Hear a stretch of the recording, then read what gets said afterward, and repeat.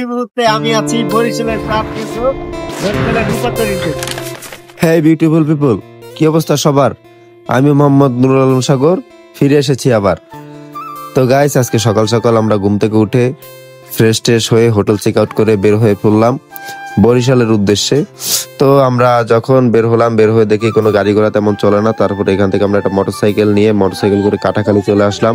কাটাখালী থেকে সেখান থেকে আবার আরেকটা মোটরসাইকেল আমাদের জন্য ঠিক করা লাগে, আর জার্নিটা খুবই হ্যাসেল হয়। তারপর আমরা মোটরসাইকেলে করে চলে যাই বাগেরহাটের দিকে। বাগেরহাটের এখানে এসে একটু রেস্ট নিয়ে তারপরে আমরা চলে যাই চিনমিত্র সেতু হয়ে বরিশালের ভিতরে। বরিশালে যে আমরা কিছু সময় রেস্ট নিয়ে তারপরে আমরা সেখানকার কিছু পরিবেশ দেখে আমরা খেতে বসে যাই। আর এখানকার খাবারও ছিল খুবই চমৎকার। এই মুহূর্তে আমি আছি বরিশালের বরিশালের রূপান্তরীতে। আর আপনারা দেখছেন বরিশালের রূপান্তরী। আমি আজকে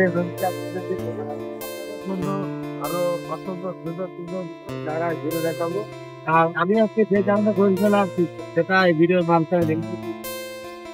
এখান থেকেও আবার একটি মোটরসাইকেল নিতে হয়, নিয়ে আমরা চলে এসেছি আমরা পায়রা সেতুর উপরে। পায়রা সেতু থেকে আমরা এখান থেকে চলে যাচ্ছি আমাদের কাঙ্ক্ষিত সেই লোকেশনে। আমি বলে দিই আমাদের লোকেশনটা কোথায়। লোকেশনটা হচ্ছে পটুয়াখালী।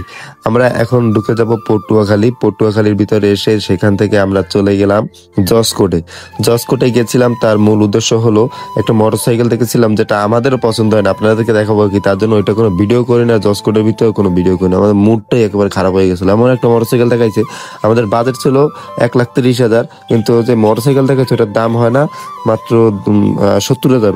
তারপরে আমরা সেখান থেকে আবার সাথে সাথে ব্যাগ দিলাম, ব্যাগ দিয়ে চলে আসলাম। চলে এসে আমরা যাওয়ার পথে আবার কিছু ভিডিও করতেছিলাম। আর আজকের ভিডিওটা এই পর্যন্তই ছিল। সবাই ভালো থাকবেন, সুস্থ থাকবেন, দেখা হবে অন্য কোনো ভিডিওতে। আল্লাহ হাফেজ।